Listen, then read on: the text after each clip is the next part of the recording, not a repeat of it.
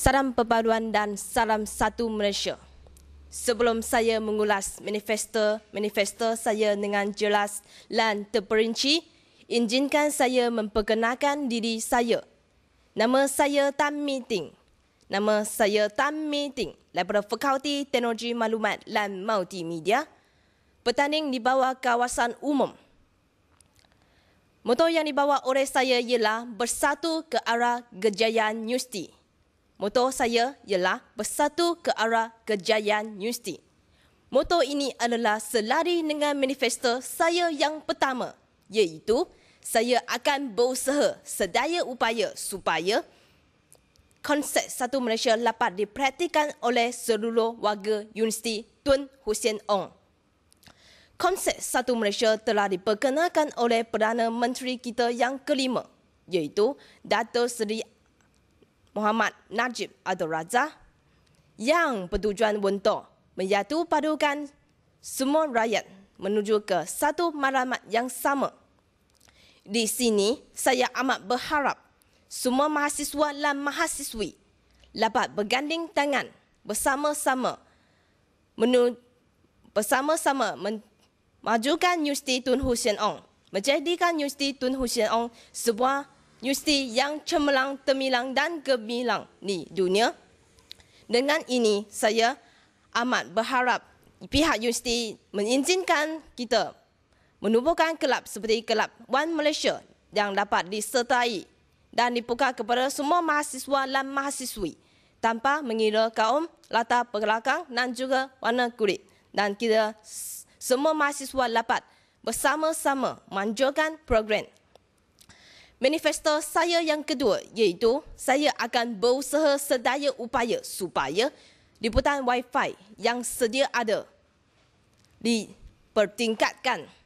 Wi-Fi memang menjadi satu masalah yang pening kepala dan sering menyusahkan para pelajar yang mahu mengakses internet. Ada segelintir mahasiswi yang terpaksa mengeluarkan duit sendiri untuk memberi modem kerana Wi-Fi yang sedia ada di Kolej Kediaman maupun di Universiti Tun Hussein Ong tidak berfungsi. Dengan ini, saya berharap dan saya akan usahakan lebih banyak router Wi-Fi dipasang di universiti dan juga Kolej Kediaman. Manifesto saya yang kelima iaitu saya akan berusaha sedaya upaya supaya fasiliti-fasiliti yang sedia ada di Kolej Kediaman di universiti disediakan dalam kuantiti yang cukup. Fasiliti-fasiliti ini adalah fasiliti komputer dan juga apa jua fasiliti yang anda gunakan di universiti dan Kolej Kediaman. Manifesto saya yang keempat iaitu saya akan berusaha sedaya upaya supaya perjalanan bas mengikut waktu yang telah ditetapkan. Sedangkan jadual waktu telah ditetapkan dan disediakan tetapi amat menyedihkan. Ketetapan masa masih belum mencapai tahap yang memuaskan.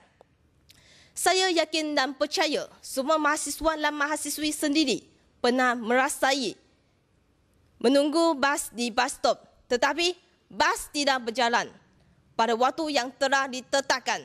Dengan ini, saya akan berusaha supaya setiap bas dan van akan berjalan seperti waktu yang ditetapkan dalam jadual. Dan manifesto saya yang kelima, iaitu manifesto saya yang terakhir, saya akan berusaha sedaya upaya supaya bajet untuk kelab akan dinaikkan.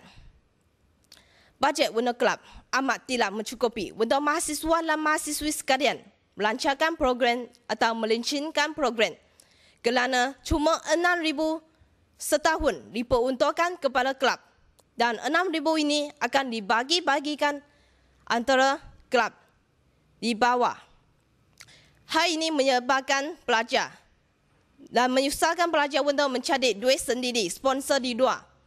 Dengan ini, saya akan usahakan supaya pihak universiti menambahkan lagi bajet supaya setiap program yang dilancarkan dan dirancang oleh mahasiswa dan mahasiswi sekalian berjalan lancar. Sekian manifesto saya. Dan undilah saya sebagaimana saya akan berusaha sedaya upaya menunaikan manifesto saya sebut di atas. Dan I will not try, but I will do my best. Kebajikan mahasiswa dan mahasiswi perlu diberi perhatian.